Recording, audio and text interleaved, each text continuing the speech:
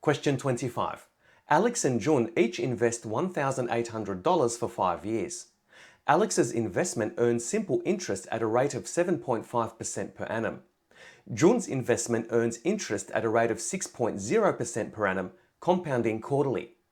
By calculating the interest earned over the 5 years, determine who will have the greater amount. Alex's investment earns simple interest, so we can use the simple interest formula, I equals P times R times N, to calculate the amount of interest Alex earns over 5 years. Now I is the interest earned, P is the amount invested, R is the interest rate per annum, and N is the number of years that the investment is over.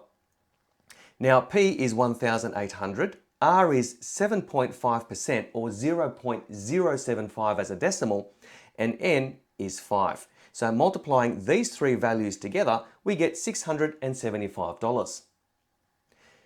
Now to work out the amount of interest Jun earns, now this is a compound interest investment, firstly we need to determine the interest rate per quarter.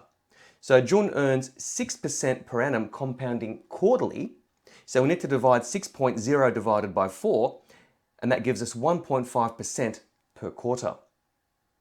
Now the number of compounding periods over 5 years, given that there are 4 compounding periods per year, 4 quarters in a year, N is equal to 5 times 4, which equals 20.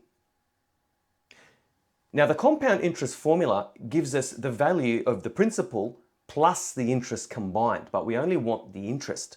So when using the compound interest formula, we need to subtract from that the value of the principal to get the amount of interest earned. So interest I is equal to P times 1 plus R in brackets to the power of N minus P.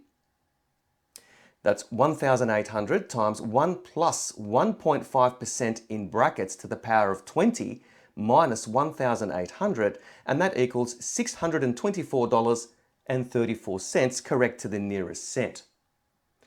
So clearly Alex earns more interest than Jun, therefore Alex has the greater amount after 5 years.